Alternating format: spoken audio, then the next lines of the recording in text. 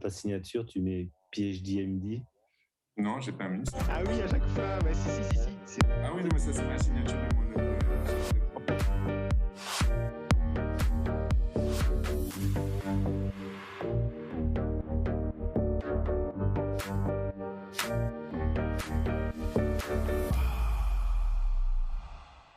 Bonsoir à tous, bienvenue sur votre plateau. Les spécialistes vous répondent. Préparez déjà vos téléphones pour poser vos questions tout à l'heure. Aujourd'hui, on va attaquer le traitement du patient Covid. On a beaucoup d'informations à vous faire passer. Avec nous ce soir, le professeur Philippe Mathurin, chef de service maladie de l'appareil digestif à Lille. Et vous allez nous parler de la prise en charge du patient Covid. Expliquez-nous un petit peu tout ça, comment ça fonctionne, qu'est-ce que c'est que cette histoire de Covid, s'il vous plaît? Alors là, merci, bonsoir de nous avoir invités. On va faire une overview une revue globale de la prise en charge. Je voulais quand même juste faire en introduction 2-3 petits éléments qui sont importants. Le premier, c'est qu'on va vous parler d'une médecine de pointe. C'est ce qu'on appelle la médecine moderne pour essayer de diminuer la mortalité des formes qui sont sévères. Et cette médecine ne peut être possible que si on a un débit de malades qui est contenu. Et les Antilles, on vient de voir un phénomène qui a été vraiment redoutable, c'est qu'avoir un tel débit de malades, je rappelle que la Guadeloupe et la Martinique ont eu 7 fois l'incidence maximale qui a été obtenue en Île-de-France, alors que l'Île-de-France a eu des hôpitaux qui étaient saturés. En conséquence, on a eu une médecine qui n'a pas pu s'adapter à ce volume de malades parce qu'aucune structure hospitalière ne peut répondre à une telle tension. Alors, cette crise Covid nous a amené au point de la vérité scientifique. C'est à qui je dois faire confiance, vers qui je dois aller. Et là où je voudrais quand même rappeler un petit peu, on est dans ce métier de médecin, c'est un métier de passionné. Souvent, les gens oublient ça. C'est des gens qui sont passionnés par leur métier. Et sur ce plateau, vous ne verrez que des gens qui sont passionnés, qui ont passé beaucoup d'années autour de cette activité pour comprendre les maladies et comprendre le Covid, qui a été une maladie qui nous a mis en difficulté parce que tout va si vite et on a dû travailler encore plus pour y être. Et dans ce monde aussi complexe, je voulais ramener un peu nos compatriotes à Zoja Sav. Zoja Sav qui ça, c'est-à-dire si moun qui ça, c'est moun qui passionné, moun qui travaille, moun qui métier. Et ça, il faut vraiment qu'on n'oublie pas ça, parce que sans ça, on arrivera à des contre-vérités scientifiques. Et donc, on va parler de progrès thérapeutiques et vous verrez que dans ces progrès thérapeutiques, ne sera jamais mentionné l'ivermectine, ne sera jamais mentionné l'hydroxychloroquine, qui pourtant sont ce que j'appelle les stars du débat des WhatsApp et des mouvements de tout ce qui est la désinformation, de ce qu'on appelle les fausses nouvelles. Pourquoi ? Pas parce que les médecins ont décidé de prendre une position contre l'hydroxychloroquine ou l'ivermectine, parce que simplement, les données scientifiques ont démontré que pour l'hydroxychloroquine, ça ne marche pas. Je vous rappelle que l'OMS a déconseillé l'utilisation de l'hydroxychloroquine dans le cadre d'essais, c'est-à-dire même pour le tester. Et pourquoi ? Parce que l'essai de l'OMS a été arrêté parce qu'il y a une surmortalité. Olivier Hermine y parlera un peu plus longuement. Et ça, c'est des éléments que nous, on doit porter à votre connaissance. Les médecins ne donnent que des informations telles qu'ils les ont. Les réseaux sociaux ne vont pas parfois dans ce qu'on appelle l'analyse des données. Et cette analyse des données, elle est faite justement pour retrouver les meilleurs traitements et puis proposer les meilleurs traitements. En fait, les progrès thérapeutiques sont adaptés aussi à une maladie. Ça aussi, c'est un élément qui est très important. On vous parlera des anticorps monoclonaux, mais je voudrais vous attirer votre attention sur le fait qu'un médecin, ce qu'il veut, c'est qu'il veut voir la mortalité diminuer dans une population. Quand un malade vient à l'hôpital, on sait déjà finalement on a déjà perdu des gens sur le bord de la route parce que le fait de rentrer à l'hôpital, c'est déjà un indice de mortalité. Et pourquoi on peut diminuer, comment on peut diminuer ? Eh bien, c'est pour ça que la vaccination, on nous en a autant parlé, parce que si on vaccine beaucoup les patients, si nos populations sont beaucoup vaccinées, le débit de malades qui va arriver à l'hôpital sera moindre et toute la médecine d'expertise dont on vous parle sera possible. En l'absence de ce contrôle, c'est comme si vous avez une fuite chez vous. La première chose que le meilleur plombier va vous dire, diminuez d'abord le débit pour que je puisse voir la fuite. Et sur cette fuite, je peux travailler parce que je suis un spécialiste. Mais si vous laissez le haut débit, il vous dira, je ne peux pas intervenir. On est exactement dans cette question actuellement. Et il faut que nos compatriotes comprennent l'importance de cette stratégie qu'on va vous parler, qui n'a de sens à mon sens. Mais ça a été démontré que si elle s'est associée avec une vaccination et d'autres. Alors, parler de toutes ces molécules, c'est parler de l'évaluation thérapeutique, c'est vous parler pourquoi les médecins ont pris autant de temps, c'est vous expliquer comment ils ont pu diminuer la mortalité. Chaque médecin qui va vous parler va vous expliquer dans le contexte dans lequel il est, la spécialisation qu'il a. Et ça nous amène à ce qu'on appelle la modestie que beaucoup oublient. Dans ce métier, par exemple, je ne pourrais jamais faire aussi bien le médecin généraliste que Guillaume Leila qui va vous parler. Pourquoi ? Parce qu'elle a acquis une compétence, une expertise dans les situations qui fait que c'est là que cette chaîne médicale qu'on va vous proposer dans l'expertise, de l'évaluation thérapeutique, Olivier Amine va vous en parler, de l'infectiologue qui gère les problèmes infectieux qui vous parlera de plein de phases et du réanimateur Rudy Valentino, et de celui qui va aiguiller tout ça, ce que j'appelle l'aiguilleur du ciel, c'est-à-dire l'urgentiste, celui qui travaille sur le SAMU pour orienter mal les plus graves. C'est extrêmement technique. Et comment ne pas comprendre que nos compatriotes devront forcément se poser la seule question qui soit, dans un problème aussi complexe, ne dois-je pas aller vers ceux qui y travaillent depuis longtemps, qui font beaucoup, et puis surtout, n'oubliez pas, qui de manière consensuelle disent la même chose. Alors, on va vous dire, parce que certains d'entre vous vont nous dire, oui, mais j'ai entendu un médecin qui ne dit pas la même chose que vous. Je vous rappelle que par définition, en vérité scientifique, elle est partagée par certains, d'autres la refusent, même parmi les médecins. Et c'est pour ça qu'il y a des réunions de consensus. C'est pour ça que l'OMS prend des positions. C'est pour ça que les organismes scientifiques se positionnent pour que ce qu'on appelle ces points divergents, ces points aberrants, c'est-à-dire des gens qui ne sont pas d'accord avec l'évaluation scientifique et qui veulent faire chacun dans leur coin, c'est pour tout ça que c'est fait. Et c'est encore une fois fait pour la population. Donc finalement, on va vous montrer la prise en charge des patients. Et je voudrais juste que vous conceviez simplement, en fermant les yeux, en vous disant, si je suis malade, à qui je fais confiance ? Est-ce que j'irai vers ces gens qui me parlent, qui sont dans ce domaine, qui se respectent dans leurs compétences ? Ou est-ce que je vais vers des gens qui finalement se sont levés un matin, ont envoyé 2 WhatsApp et m'ont convaincu de faire des choses que peut-être, si je m'écoutais moi-même, j'aurais fait différemment. Alors je vais vous dire ce que je pense. Finalement, je reviens à ce que je dis toujours, chaque fois que je vais aux Antilles, j'ai appris beaucoup de choses des gens qui étaient, vous savez, ces gens qui étaient dits le sage du village. Ils me disaient quand je lui posais des questions, ou je savais. En fait, je pense que les Guadeloupéens savent déjà. Ils savent vers qui ils doivent aller.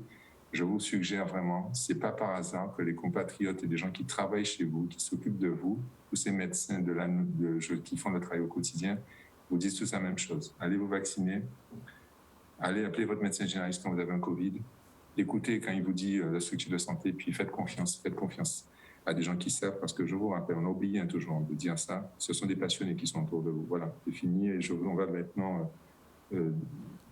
Vous êtes ouvert à toutes les discussions et chacun de nous va vous présenter un peu son expertise. Voilà, j'ai fini. Merci beaucoup. D'accord, merci. Alors avec nous, justement, vous parliez d'elle, le docteur Leila Guillaume. Bonsoir. Bonsoir.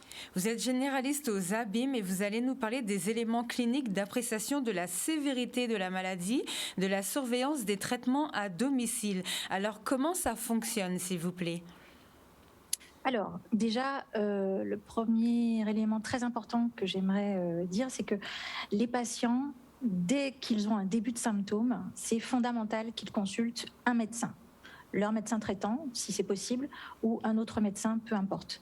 Mais il faut vraiment que dès qu'il y a un symptôme, dès le premier jour de symptômes, il faut avoir le réflexe de voir son médecin. Donc, quand les patients arrivent dans mon cabinet, ce qui arrive assez souvent en ce moment, je les oriente pour faire un test. Et lorsque le Covid-19, la maladie Covid-19 est confirmée, là, il y aura une prise en charge particulière qui va s'effectuer. Alors, tout d'abord, dans le cabinet, ce qui se passe, c'est qu'on va d'abord faire un interrogatoire assez exhaustif, assez complet, pour essayer de définir le profil de risque du patient, savoir si c'est un patient qui aura un risque élevé de faire une maladie Covid-19 grave, c'est-à-dire qui l'orientera, l'amènera dans les jours qui viennent, rapidement, souvent, notamment avec le variant Delta, en réanimation ou au décès. Donc, dans les facteurs de risque, les fameuses comorbidités dont on parle depuis la première vague de la maladie Covid-19, il y a les patients diabétiques, les patients obèses, les patients avec une hypertension artérielle compliquée. Quand je dis compliquée, c'est avec parfois un AVC qui complique une poussée d'hypertension artérielle, une insuffisance rénale chronique, une insuffisance cardiaque chronique, les patients qui peuvent être immunodéprimés sous chimiothérapie ou les patients drépanocytaires. Il ne faut pas oublier de poser cette question-là. Êtes-vous drépanocytaire ou non ? D'accord ? Donc ça, c'est très important. Donc quand on a posé déjà les questions concernant les antécédents du patient, les maladies du patient, là, on va l'examiner. Donc sur la table d'examen, on l'ausculte, on écoute son cœur, on écoute ses poumons, on voit comment il tolère la difficulté respiratoire si elle est présente dès le début, et on va prendre sa tension artérielle, sa fréquence cardiaque, on va calculer sa fréquence respiratoire et on va prendre sa saturation en oxygène au doigt, c'est complètement indolore. Et à partir de là, on saura si le patient est un patient grave ou potentiellement grave, ou si c'est un Covid-19, si c'est une maladie Covid-19 qui va être lentement progressive et qui va se résoudre simplement, sans aggravation, donc sans séquelles et sans hospitalisation. Donc il faut savoir que actuellement, on a de plus en plus d'outils. À mesure que les vagues se succèdent, à mesure que la recherche avance, on a de plus en plus d'outils. Donc, comme l'a dit tout à l'heure le professeur Mathurin, la vaccination est un des outils. Et il faut savoir aussi qu'on été développés, donc la mise en place des anticorps monoclonaux qui vont être développés par un de mes confrères, parce que moi, je ne suis pas experte dans ce domaine. Simplement, nous, en tant que médecins généralistes, dans notre cabinet en ville, on peut orienter les patients, certains patients. Donc, les critères sont restreints, ils sont clairement précisés, d'accord, au sein des professionnels de santé de ville et les professionnels de santé hospitaliers. Donc tout le monde ne bénéficiera pas des anticorps monoclonaux parce que ce ne sera pas forcément la prise en charge la plus adaptée, d'accord. Donc les anticorps vraiment monoclonaux, ça concerne la phase initiale virale qui sera lentement progressive pour des patients à risque élevé de faire une maladie Covid-19 grave. D'accord ? Donc, quand on dit phase initiale virale, c'est vraiment lorsque les symptômes sont présents depuis un peu moins de 5 jours, avec une maladie Covid-19 prouvée. D'accord ? Donc, un test RT-PCR ou un test antigénique positif. Et ça concernera des patients présentant une pathologie chronique, quel que soit l'âge, à partir de 12 ans. D'accord ? Donc, tels que ceux que j'ai cités tout à l'heure, obésité, hypertension artérielle compliquée, diabète, insuffisance rénale, insuffisance respiratoire chronique, drépanocytose. Il faut penser également à poser la question du VIH. Est-ce qu'une personne est porteuse du VIH ? Si ce VIH n'est pas contrôlé ou si la personne est au stade SIDA, ça représente un facteur de risque de maladie Covid grave. Et quand on est sur une phase initiale virale qui est lentement progressive, sans critères de gravité immédiat, là, on rentre dans le cadre des anticorps monoclonaux. Donc, ce qu'on fait concrètement, c'est qu'en fait, on a une ligne directe téléphonique avec le CHU, avec le service d'infectiologie. Donc, on joint cette ligne directe et en fait, c'est l'infectiologue qui détermine in fine. Ce n'est pas nous qui allons vraiment dire, voilà, vous aurez, c'est sûr, c'est garanti, les anticorps monoclonaux. Donc, on fait un pré-travail, en fait, d'éligibilité aux anticorps monoclonaux, mais c'est l'infectiologue qui décide finalement si oui ou non le patient est éligible. Et généralement, ça se passe à l'hôpital, en hospitalisation de jour. Il s'agit d'une perfusion, voilà, qui va être ensuite suivie d'une période de surveillance. Et ensuite, le patient va rentrer chez lui. Donc ça, c'est un des premiers axes. Et ça ne concerne pas et ne concernera pas tous les patients. Ça, c'est très important.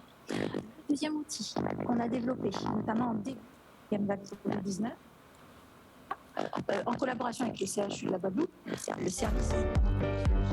Et là, ton micro. Oui, effectivement, on vous entendait très mal. Aïe, aïe, aïe. Donc là, c'était clair ou pas ? J'étais arrivé à quoi quand vous m'entendiez ? Non. C'est saccadé. Là, vous m'entendez toujours pas ?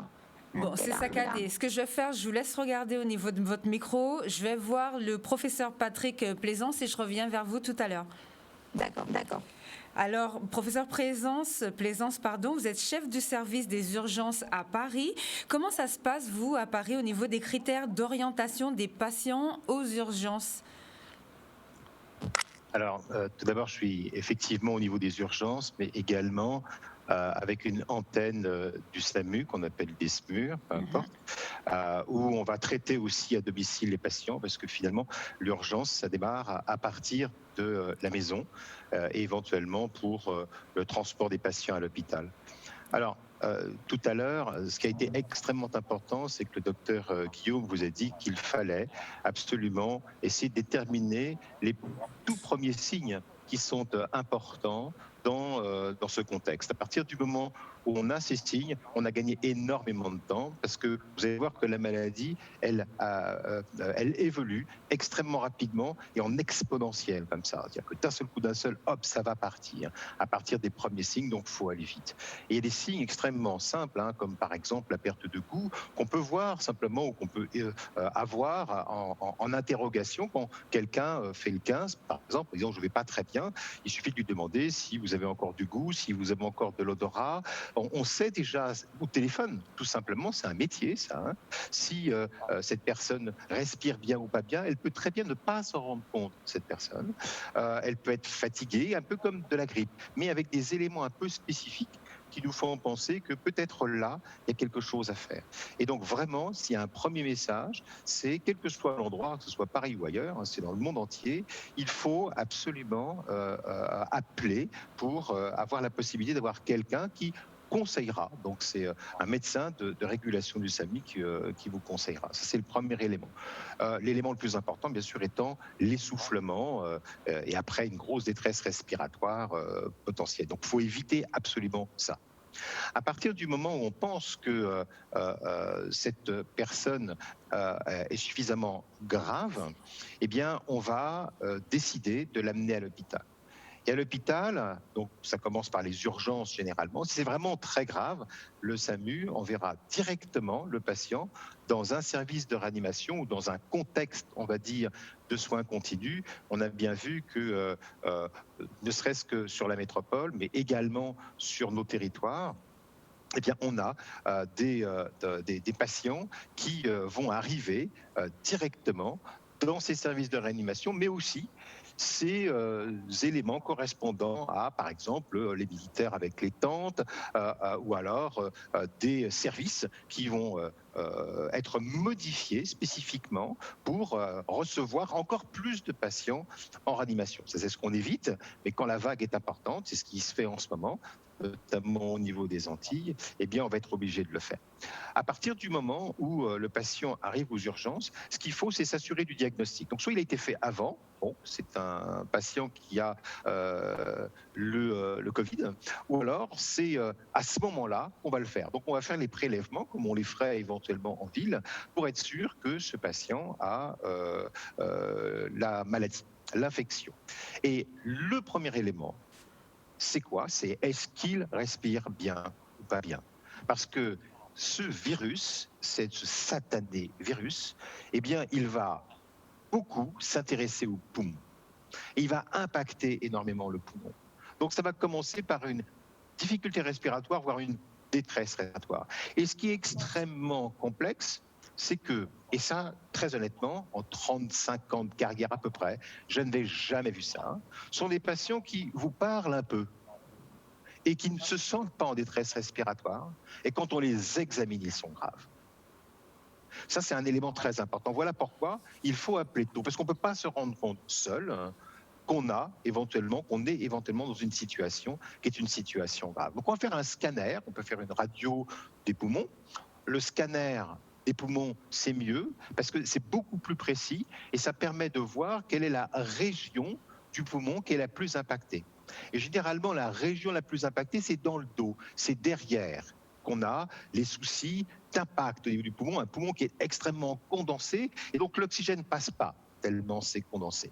Donc le scanner, ça va déjà nous permettre de savoir quel est l'état de gravité du patient, et le scanner, quelquefois, peut être grave alors que le patient n'a pas l'air de l'être, encore une fois. Une fois qu'on a fait ça, plus des prélèvements sanguins, il faut absolument isoler la personne. Donc bien sûr, tout le monde a son masque, et si la personne est Covid+, comme on dit, est infectée, on va l'isoler. Elle aura un masque spécifique, qui est le masque que nous avons tous, un masque chirurgical bleu, vous savez, en tissu.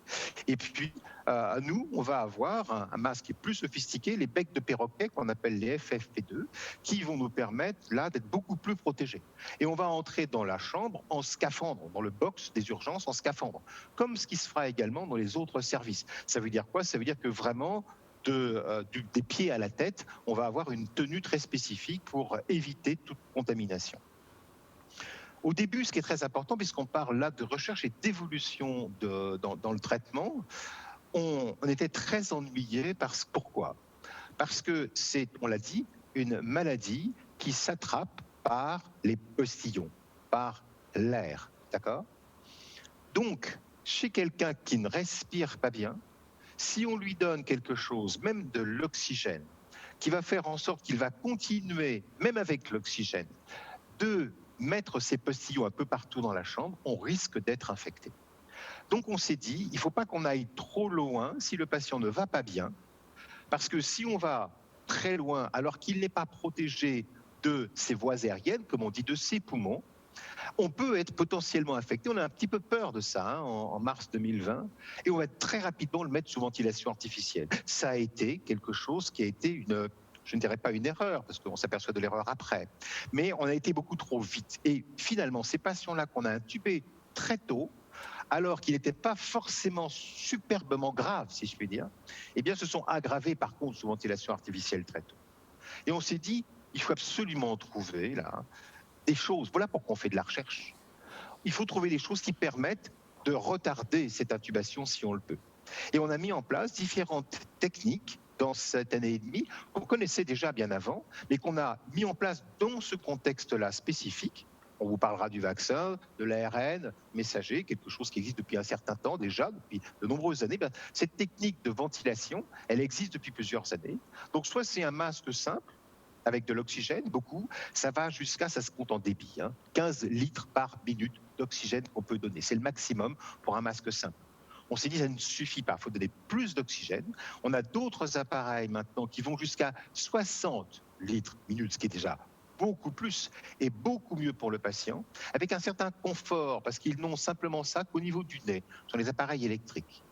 Ensuite, si jamais ça ne fonctionne pas suffisamment, on peut aller jusqu'à des appareils qui sont des appareils permettant de souffler beaucoup plus encore, 130, 140 litres par minute, vous voyez, par rapport au masque qui fait 6 ou 15, eh bien c'est beaucoup plus, permettant de voir si on pouvait limiter l'intubation de ces patients. Il faut savoir, et ça c'est plutôt le docteur Valentino qui vous en parlera, qu'à partir du moment où un patient est intubé, sous ventilation artificielle, il a 40% de chances de décès. Donc l'idée, c'est il ne faut surtout pas qu'on l'intube et qu'il aille en réanimation. Donc voilà ce qu'on fait au niveau des urgences au départ, c'est de travailler beaucoup sur l'oxygénation des patients. Alors après, il y a d'autres éléments qui sont des éléments importants. Isolement, oxygénation la plus rapide possible.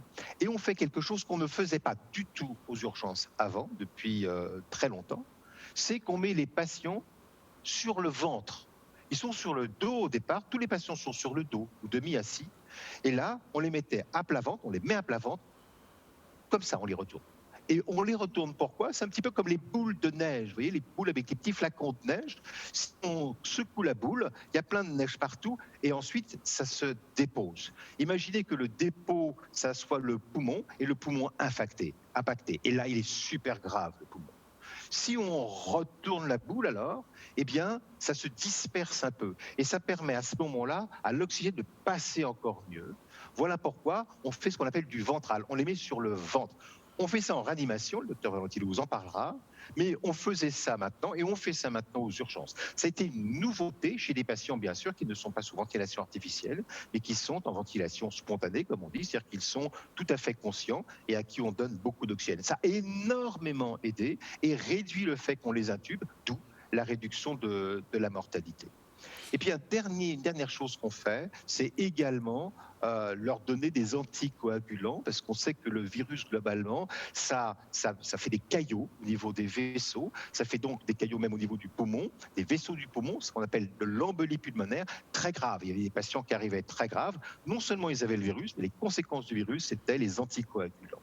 Et à ce moment-là, le fait de mettre des anticoagulants à forte dose, c'est quelque chose qui, dès le départ et très précocement aux urgences, continuer après dans le reste de l'hôpital, eh bien, a permis aussi d'améliorer les choses. Après, eh bien, on diagnostique, on traite et on oriente. Merci. Il est très rare d'augmenter de faire en sorte que le patient retourne à domicile. Il va aller soit dans un service d'infectieux, soit dans un service de réanimation. D'accord, merci beaucoup. Alors, docteur Guillaume, est-ce que vous voulez en une seule phrase finir votre propos? Est-ce que ça va mieux de votre côté? Dites-moi si vous m'entendez. Super. Oui, allez-y. D'accord, je bouge plus. Non, alors en une phrase, ce que vient de dire mon confrère, donc il faut savoir qu'en ambulatoire, on le met en place justement en accord avec le CHU. Donc on anticoagule les patients justement pour prévenir tout ce qui est embolie pulmonaire. Donc ça, c'est quand même un gain de chance et puis une façon de diminuer justement le débit de patients qui arrivent à l'hôpital, comme disait le professeur Mathurin. Donc on anticoagule les patients, on les met également sous corticoïdes pour limiter l'orage cytokinique, l'orage inflammatoire, qui est très délétère pour la fonction respiratoire. Donc ça, c'était la dernière chose que je voulais dire. Les signes cliniques de gravité, mon confrère les a également très bien expliqués de façon très pédagogique et imagée. Donc ça, c'est top.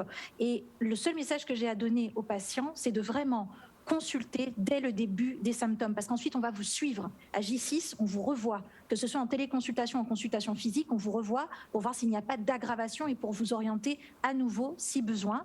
Et que là, vous voyez que le nombre d'outils augmente à mesure que le temps passe et que la recherche évolue. D'accord ? Donc les vaccins, c'est important.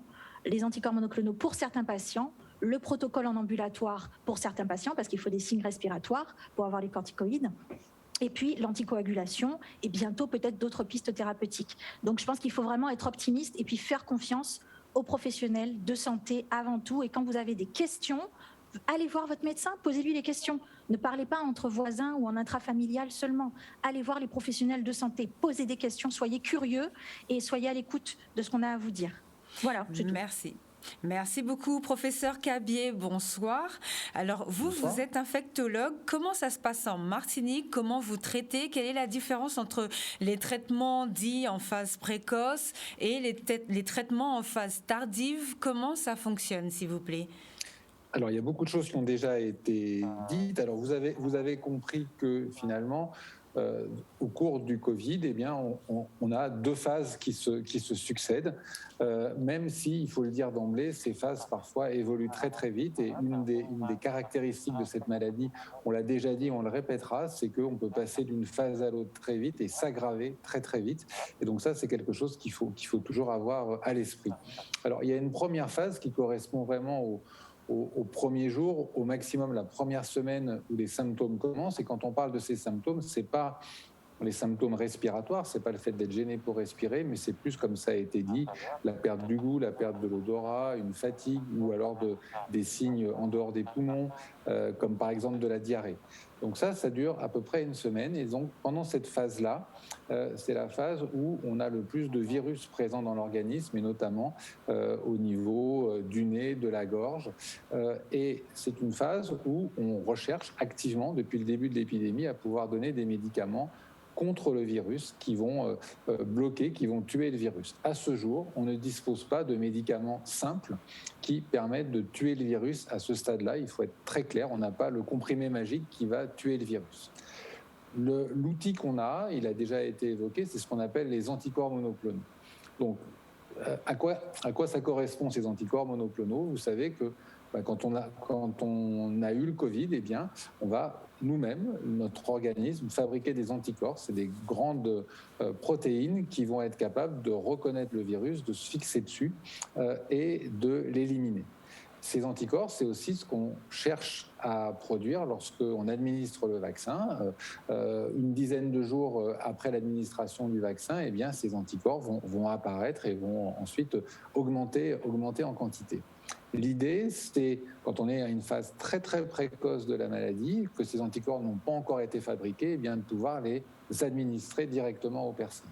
Donc cette administration des anticorps, c'est uniquement sous forme de perfusion, ça n'existe pas en comprimé, et comme ça vous a déjà été bien expliqué, ça ne concerne que des personnes à risque élevé de faire un Covid grave, et surtout des personnes dont le diagnostic a été fait dans les tout premiers jours, les 5 premiers jours maximum, donc du début des symptômes. Et donc on se rend compte que même si c'est une avancée technologique et thérapeutique importante, elle ne concerne finalement que relativement peu de personnes, et par exemple à l'échelle de la Martinique ou de la Guadeloupe, c'est vraiment très très peu de personnes, et ça ne peut en aucun cas remplacer des outils préventifs comme la vaccination. Donc ça, c'est la première phase, et donc pour l'instant, voilà, pas grand-chose d'autre.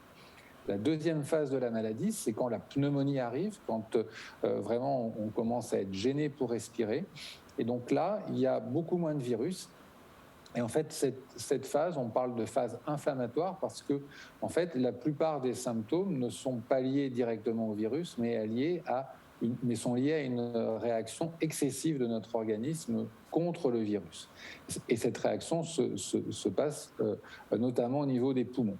Donc, ce qu'on va essayer de faire, comme on a une atteinte des poumons, et on en a déjà parlé, c'est le traitement avec de l'oxygène, et c'est un des éléments très importants. Je ne reviens pas plus dessus, ça a déjà été évoqué, et ça va être évoqué après moi.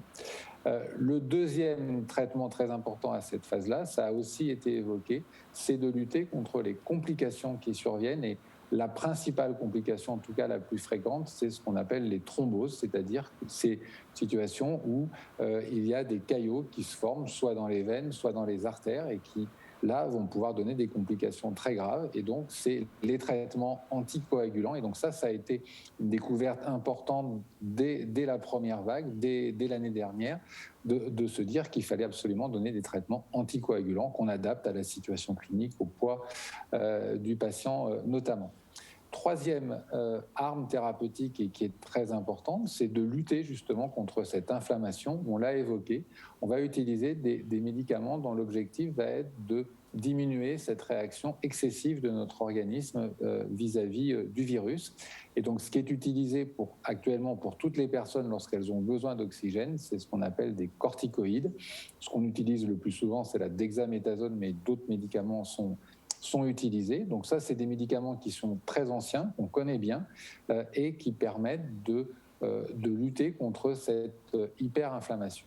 Lorsque ces traitements ne suffisent pas, on est amené à utiliser d'autres médicaments qui vont aussi spécifiquement lutter contre l'inflammation. Je vais pas les détailler ici. Ce sont des médicaments qu'on donne maintenant assez fréquemment, qu'on a beaucoup donné dans ces phases, enfin dans cette quatrième vague qui a dévasté nos territoires, mais qu'on donne quand même après ce qu'on appelle une réflexion, une discussion collégiale pour vraiment le donner de manière individualisée à chaque patient. Donc voilà principalement ce qui est donné.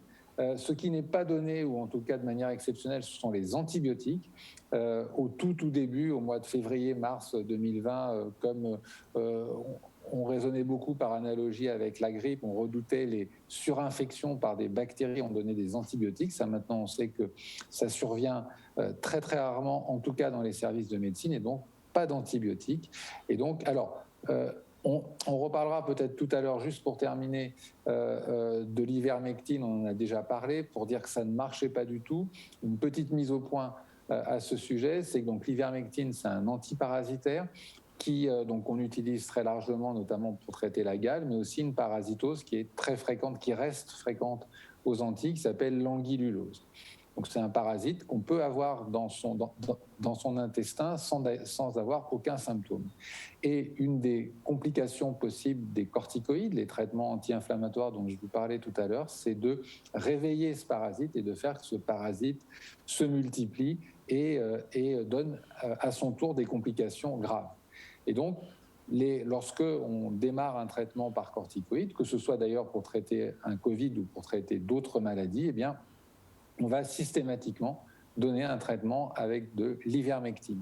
Mais il faut que ça soit bien clair. Cette ivermectine, elle n'est pas du tout pour traiter le Covid, puisque, on vous en reparlera tout à l'heure, aucune étude n'a montré un bénéfice à l'utilisation de ce médicament, en tout cas à l'heure actuelle. Mais par contre, c'est pour éviter une complication de la corticothérapie.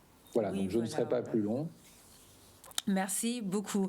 Alors, docteur Rudy Valentino, bonsoir. Vous êtes réanimateur, vous êtes au service de réanimation du CHU de Martinique. Comment ça se passe dans votre espace régional? Comment ça se passe au niveau de la prise en charge du patient en service de réanimation chez vous, s'il vous plaît? Bonsoir, je suis effectivement réanimateur et pneumologue aussi. Et donc je travaille depuis plus de 20 ans maintenant dans le service de réanimation du CHU de la Martinique. Alors, au cours des précédentes vagues épidémiques liées à ce virus, on a observé que environ 15% des malades qui présentent un test positif vont avoir besoin d'une hospitalisation, ce qui va signer la gravité de leur maladie et la nécessité de leur administrer de l'oxygène, comme on vous l'a expliqué, du fait de l'atteinte, non pas liée au virus, mais liée à la réaction inflammatoire qui se produit en réponse à la présence de ce virus dans les poumons. Et cette réaction inflammatoire qui va entraver l'oxygénation du patient. Donc, pour pallier à ça, on est amené à leur administrer de l'oxygène. Et donc, dans la plupart des cas, une hospitalisation est nécessaire. Parmi ces malades hospitalisés, un pourcentage de patients, environ 5%, l'oxygénothérapie telle qu'on l'administre dans les services classiques, dans les services d'infectiologie, c'est-à-dire avec un masque naso-buccal, avec des débits qui vont jusqu'à 6 litres d'oxygène, 5% des patients, cela ne va pas suffire et ils vont avoir besoin d'une hospitalisation en réanimation. Et en réanimation, nous allons faire 2 choses globalement. Optimiser l'oxygénation, les manières d'apporter l'oxygène. Et le docteur Patrick Plaisance vous a dit tout à l'heure qu'il faut augmenter le débit et aussi augmenter la concentration en oxygène dans l'air que respirent les malades. Voilà ce que nous faisons. Et nous tâchons de faire cela de façon non invasive. C'est-à-dire, les malades ont simplement une interface sur le visage qui va leur apporter cet oxygène à des très forts débits ou à très forte concentration et à très forte concentration. Donc, c'est d'abord tout faire pour ne pas avoir à utiliser des techniques dites invasives. Et pour cela, quand les choses s'aggravent et que le malade est totalement incapable de respirer par lui-même, et comme on dit chez nous, il étouffe tout simplement, hein, c'est de devoir l'endormir, aussi pour pouvoir calmer son anxiété, parce qu'il n'y a rien de plus tragique que de se sentir étouffé. Nous endormons les malades et nous aussi, nous appliquons donc des techniques d'oxygénation dites invasives. On introduit dans la trachée par la bouche du malade une interface, là pour le coup invasive, qu'on va relier à ce qu'on appelle un ventilateur de réanimation. Donc c'est une machine qui va prendre en charge l'oxygénation du malade et la respiration, la ventilation du malade, totalement chez le malade qui sera endormi avec des muscles qui ont été bloqués. Donc c'est un tournant absolument important dans la gravité de la maladie, puisque la mortalité à ce stade-là est extrêmement importante, de l'ordre de 35% dans les séries de malades qui arrivent en réanimation malheureusement. Donc en réanimation, nous prenons en charge des défaillances d'organes. Et la défaillance d'organes la plus largement décrite au cours de cette maladie, c'est l'atteinte respiratoire. C'est le malade qui n'arrive plus du tout, qui étouffe et qui n'arrive plus du tout à respirer.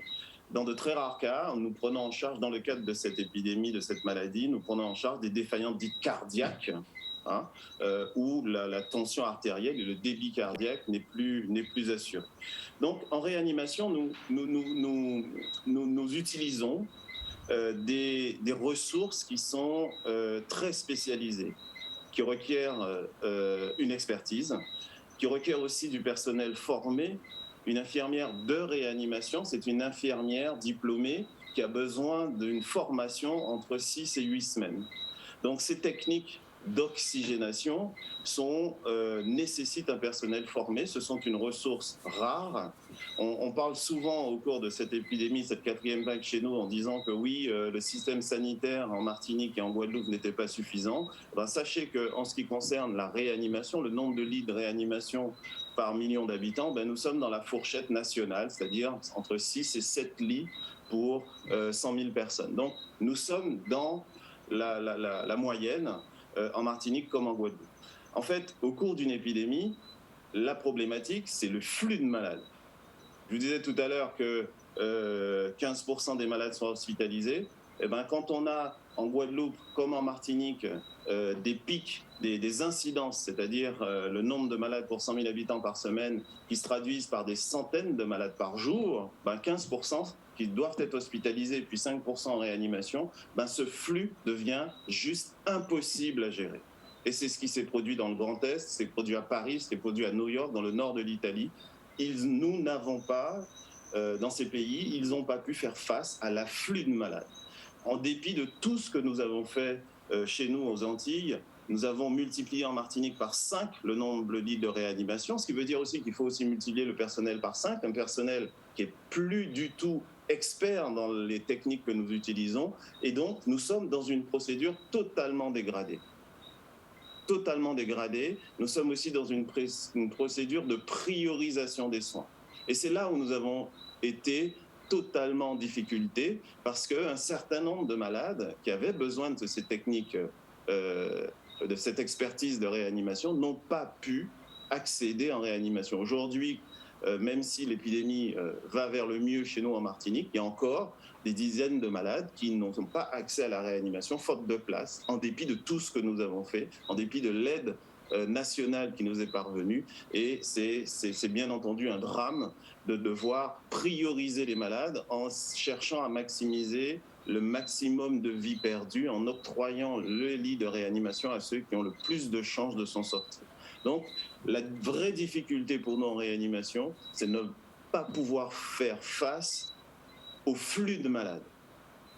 Et donc, venir en réanimation, il est déjà trop tard. Et la seule façon aujourd'hui pour amoindrir le nombre de malades ayant recours à ces techniques rares, c'est bien la vaccination. C'est la seule manière de faire, et nous avons l'exemple de nombreux pays qui arrivent à contenir le nombre d'hospitalisations et contenir le nombre de malades qui ont besoin de la réanimation par une couverture vaccinale importante. Et c'était la seule façon de faire, le seul outil qu'on a pour éviter les décès, éviter les hospitalisations. D'accord, merci beaucoup pour vos explications. Ensuite, alors vous êtes nombreux ce soir, hein, nous sommes avec le professeur Olivier Hermine, bonsoir. Vous êtes chef de service d'hématologie et d'immunologie de l'hôpital Necker à Paris. Alors déjà un grand merci puisque c'est vous qui avez travaillé dès le départ, le plus tôt possible, hein, sur le tocilizumab qui est autorisé maintenant et qui sauve quand même beaucoup de vies. Alors, est-ce que vous pouvez nous expliquer tout ce que vous avez essayé? J'imagine que vous avez essayé aussi l'hydroxychloroquine. Qu'est-ce que vous avez fait et comment vous avez trouvé que cette molécule fonctionnait bien, s'il vous plaît? Professeur Olivier, Hermine. ton micro. Vous m'entendez là? Oui. Oui, merci beaucoup pour cette invitation. Et ce que je voulais juste rappeler avant de commencer, c'est qu'il faut se rappeler que quand on a commencé à voir apparaître cette maladie, il y a maintenant presque 2 ans, on ne connaissait pas le virus, on ne connaissait pas le traitement, on ne connaissait pas comment la maladie fonctionnait et comment elle évoluait. Et ça a été très difficile parce que c'est arrivé tout d'un coup, par surprise. Il a fallu mettre en place des hypothèses de traitement basées sur la grippe, basées sur ce qu'on connaissait au préalable. Et on l'a vu déjà dans tout ce qui a été expliqué, c'est qu'on a fait, pas des erreurs, mais qu'on a appliqué des choses qui finalement, avec le progrès, n'étaient plus applicables. Alors quand c'est comme ça, on avait décidé de faire ce qu'on appelle des études cliniques randomisées, c'est-à-dire qu'il y a un groupe de patients chez qui on va donner un traitement et un autre groupe de patients chez qui on ne va pas donner ce traitement, et on va comparer quel patient qui va répondre mieux ou le groupe de patients qui va mieux répondre à un traitement ou à un autre. Alors c'est difficile parce que, évidemment, au début, on ne sait pas qu'est-ce qui va être meilleur, hein, et donc on avait mis en place, au moment de cette crise, ce qu'on appelle des essais randomisés. On a testé plein d'hypothèses parce qu'on ne savait pas du tout dans quelle direction il fallait aller, mais on ne voulait pas attendre la fin des études. Et on avait fait remonter tous les jours les résultats des patients parce que ça allait assez vite, analyser ce qu'on appelle en aveugle, et dès qu'il y avait une différence entre un bras, eh bien, on levait l'aveugle et on regardait qu'est-ce qui était meilleur, et ce qui était meilleur devenait le nouveau standard de traitement. Alors au début, ce qui n'était pas évident, comme on l'a expliqué tout à l'heure, vous avez un virus qui vous envahit l'organisme et qui va vous détruire. Et en fait, le virus, il ne vous détruit pas forcément. Ce qui vous détruit, entre guillemets, c'est la réponse contre ce virus. Et quand cette réponse, elle n'est pas adaptée, quand elle est trop forte, elle est complètement désordonnée, entre guillemets, elle va avoir 2 conséquences. La première, c'est qu'elle va léser et détruire le poumon, c'est pour ça qu'on ne respire pas. Et la deuxième, elle va empêcher qu'il y ait une bonne réponse immunitaire pour détruire le virus et pas l'organisme. Et ça, c'est très important à comprendre. Et au début, ce qui n'était pas évident, quand on est parti en disant on va faire des corticoïdes, on va faire ce qu'on appelle des anticytokines, c'est-à-dire on va bloquer les molécules qui donnent une hyperinflammation. Et un des médicaments qui s'appelle le tocilizumab, hein, qui a un nom un peu barbare, en fait, on fait cette hypothèse parce que dans ma spécialité, dans le cancer, aujourd'hui, vous savez qu'on traite les cancers en activant le système immunitaire et des fois contre la cellule tumorale. Et quand c'est trop fort, eh ben, ça ne marche pas. Et ça va tuer le patient parce que ça va être trop fort. Et aujourd'hui, on savait le bloquer avec le fameux tocilizumab parce qu'une des molécules qui est produite par l'organisme, qui s'appelle l'interleukine 6, est trop produite. Et quand c'est trop produit, ça détruit le tissu et ça empêche la bonne réponse. Et donc, on a testé cette hypothèse chez les patients qui avaient la Covid-19. Et ce qu'on a vu, c'est que les patients qui avaient besoin d'oxygène, qui étaient sous corticoïdes et qui ne répondaient pas bien au traitement avec les corticoïdes, et bien en rajoutant cette molécule, on diminuait par 2 le risque de se retrouver en réanimation et d'être intubé et d'être ventilé. Comme on l'a dit, à l'époque, le risque de mourir quand on est intubé, ventilé était assez élevé puisqu'il était de presque 40%, voire même 50% au début de la crise. Donc c'est ça qu'on a pu démontrer. Alors, qu'est-ce qu'on a fait? Et d'autres aussi ont fait les mêmes technologies et on a pu démontrer que d'autres molécules ne marchaient pas. Il y en a beaucoup qu'on a testé qui ne marchaient pas et que finalement, celles qui ont émergé comme anti-inflammatoires, ce sont les corticoïdes et le tocilizumab. Et il y a des études qu'on appelle des méta-analyses sur 11 000 patients qui ont montré qu'effectivement, on diminue le risque d'aller en réanimation et de mourir par 2 avec cette molécule. Quand vous prenez l'autre stratégie qui était de faire des traitements antiviraux, au début, on ne savait pas. Donc, in vitro, comme dans les tubes à essai, il y a plein de molécules qui fonctionnaient par plein de mécanismes différents. Et on a testé ça chez des patients, on a fait des essais, et tous les essais qui ont été bien faits ont tous été négatifs, et notamment avec l'hydroxychloroquine, avec l'ivermectine et d'autres antiviraux qui étaient utilisés dans d'autres maladies virales. Donc aujourd'hui, on n'avait pas, et on n'a toujours pas de traitement antiviral. Et puis sont apparus les fameux anticorps monoclonaux qui vont aller capter le virus et empêcher qu'il infecte l'organisme. Et au début, ce qui est intéressant, c'est que ces anticorps monoclonaux, quand on a fait des études qu'on appelle randomisées, eh bien, on a considéré que c'était des échecs. Pourquoi? Parce qu'on les utilisait trop tard. Quand le patient est déjà sous oxygène, quand le patient est déjà intubé, eh bien, un patient qui a répondu, qui a une réponse immunitaire normale et qui fait des anticorps lui-même, sur la même dose d'anticorps, ça ne sert à rien, c'est trop tard. On arrive après la bataille, donc ça ne servira à rien. Par contre, ce qu'il faut, c'est éviter, donc il faut donner ces anticorps très précocement, c'est pour ça qu'il faut appeler votre médecin très tôt si vous êtes à risque pour avoir ces anticorps, mais vraiment si vous êtes à risque, et seulement si vous êtes à risque, et si c'est très tôt. Et le mieux, évidemment, c'est de faire soi-même ces anticorps pour être prêt dès que le virus il arrive, et ça, la meilleure technique aujourd'hui, c'est la vaccination. Et la vaccination, pareil, c'était fait avec des essais qu'on appelle randomisés. On a pris une population très large, on a vacciné une population et pas vacciné l'autre. On a regardé combien de patients sont allés en réanimation, combien sont morts, combien ont fait de maladies graves. Et là, c'est extraordinaire puisqu'on a vu que la réduction du risque est de presque 97% des patients vaccinés. Et c'est confirmé aujourd'hui aux Antilles, malheureusement, de façon quasi expérimentale, puisqu'on voit que les patients qui sont en réanimation, c'est les patients qui n'ont pas été vaccinés, et que ceux qui sont vaccinés peuvent faire une maladie. C'est vrai, ils peuvent être infectés parce que les anticorps qu'on fabrique nous-mêmes, ils diminuent avec le temps, et puis ils ne sont pas toujours synthétisés, sécrétés dans le nez et dans les muqueuses. Et le virus, il arrive par là, il peut se répliquer un peu, mais dès qu'il rentre à l'intérieur, il est tué. C'est pour ça que vous n'allez pas faire une maladie grave. Alors ça, c'est important, ce que j'ai dit, de faire ces études, parce que vous entendez partout, oui, moi j'ai fait la Covid, j'ai pris de l'hydroxychloroquine et j'ai été guéri. Et moi je peux dire, oui, les marins qui étaient sur le bateau qui ont attrapé le Covid, 1500 marins, que des jeunes qui étaient en forme, au début de l'épidémie, 0 sont décédés et 5 seulement ont été hospitalisés. Alors je vais dire, bah oui, c'est l'air marin qui est bon, c'est le matin, c'est tout ce qu'on veut. Non, en fait, c'est parce que c'était des gens qui étaient jeunes et qui ne sont pas morts. Donc, si vous traitez ces patients avec l'hydroxychloroquine, vous allez dire, eh ben, j'ai guéri 100% des gens, ce qui était faux. Et si on fait une étude randomisée, on aurait montré que ça ne servait à rien de faire l'hydroxychloroquine. Donc ça, c'est très important d'écouter les scientifiques qui ont fait ces études, parce que sinon, on part sur des fausses pistes. Et même ces fausses pistes qui ont été lancées, eh bien, ont montré que l'hydroxychloroquine même était même délétère et aggravait même les patients qu'on traitait avec cette molécule. Donc ça, c'est très important.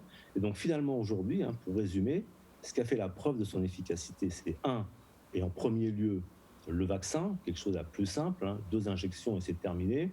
Et aujourd'hui, on a assez de recul et assez de patients traités pour voir que les vaccins, finalement, eh bien, ils donnent certes parfois des effets secondaires, un peu comme si vous aviez attrapé la Covid, mais même les effets secondaires bénins qu'on voit avec le vaccin, ils sont beaucoup moins importants que les effets secondaires bénins qu'on voit avec l'infection. Avec le vaccin, vous n'allez pas avoir d'agueusie, vous n'allez pas avoir d'anosmie que vous aurez avec un Covid, même pas grave. Vous n'aurez pas un long Covid, comme on dit, vous ne serez pas malade pendant des mois avec de la fatigue, des douleurs, etc. Ça, c'est important à retenir. Et puis surtout, avec le vaccin, vous n'irez pas en réanimation, ou très peu, sauf si vous êtes, qu'on appelle immunosupprimé, c'est-à-dire que vous n'êtes pas capable de faire des anticorps parce que vous avez une maladie qui vous empêche de faire vos propres anticorps. Et c'est là qu'on peut vous amener des anticorps monoclonaux, parce que ça peut vous servir puisque vous n'êtes pas capable de le faire vous-même, et c'est des circonstances exceptionnelles et très rares. Voilà, donc il faut vraiment considérer le vaccin. Et puis, malheureusement, pour les patients qui font une forme grave aujourd'hui, les corticoïdes, c'est démontré. Le tocilizumab, c'est démontré. Il y a peut-être d'autres molécules plus confidentielles chez qui c'est démontré. Et tout le reste, eh bien, c'est que du Facebook, de l'Instagram, et des choses qui ne sont pas démontrées et qui sont complètement fausses. Alors très rapidement, donc il n'y aura pas de questions ce soir puisque nous avons eu beaucoup d'intervenants et ils ont bien développé. Mais je voudrais juste préciser pour le professeur Armin que c'est vous qui avez démontré que le tocilizumab fonctionne. Visiblement, il me semble que vous avez protesté parce que vos études au départ ils n'ont pas voulu approuver vos résultats au niveau du gouvernement. Est-ce que vous pouvez nous expliquer en 1 minute qu'est-ce qui s'est passé, s'il vous plaît? C'est une histoire compliquée. En fait, ce qui s'est passé, je vous ai expliqué, je ne vais pas rentrer trop dans les détails, mais on avait ce qu'on appelle une étude avec des statistiques bayésiennes. En fait, l'idée, c'était de ne pas traiter inutilement des patients parce qu'on savait que ça marchait ou parce qu'on savait que ça ne marchait pas. D'accord. Donc, dès qu'on a vu que ça sortait, il y a eu ce qu'on appelle une fuite des résultats, qui était à l'époque très confidentielle autour de scientifiques, et c'est très vite passé dans la presse. Et donc, on a dû faire un comité de presse pour dire attention, on a des résultats prometteurs, mais qu'il faut maintenant valider à une plus grande échelle parce qu'on sait que ça peut marcher et on sait comment il faut faire. Ce qui a été fait d'ailleurs après par le laboratoire qui avait fabriqué l'anticorps et qui a démontré, confirmé nos résultats, mais presque 1 an après. Et ce qui a été mal vu, c'est cette communication qui a été forcée parce qu'il y a eu des fuites suite à une réunion scientifique de discussion qui est passée très vite dans le grand public, ce qu'on ne fait pas habituellement et ce qui est normal. Mais d'un autre côté, à l'époque, cette communication a été faite pour essayer de sauvegarder le produit en France, parce que, je ne vais pas rentrer dans les détails, mais il y avait une guerre internationale pour avoir assez de tocilizumab pour tous les pays. Et aujourd'hui, par exemple, le laboratoire qui fabrique le médicament a annoncé qu'ils vont être en rupture de stock parce qu'il est utilisé largement et qu'il faut qu'ils fassent leurs usines pour pouvoir fabriquer suffisamment d'anticorps. Donc ça a été un peu polémique au départ. Et puis nous, on avait dit qu'il fallait qu'on confirme ces résultats avec des méthodes classiques. Et ce qui a été fait derrière, mais ça a mis beaucoup plus de temps. Et depuis le début, on avait montré qu'on avait 2 fois moins de décès chez les patients qui recevaient le médicament. D'accord, merci beaucoup pour ces informations. Donc ça, c'était pour vous. Donc nous avons un docteur Raoult Antillo-Guyanais. Donc voilà, je vous invite à aller regarder ces travaux. Merci à tous d'avoir participé. Bonne soirée à vous. C'était notre dernière aujourd'hui. Donc nous, on va se revoir pour la nouvelle saison d'Entreproms. On va revenir enfin à l'économie et à un sujet que je maîtrise très bien. Et bien sûr, on va continuer de vous présenter plein de Guadeloupéens et de Martiniquais, d'Antillais, de Guyanais, de Réunionnais qui réussissent à travers le monde. Bonne soirée à tous, bon courage, protégez-vous surtout. Bonne soirée, au revoir.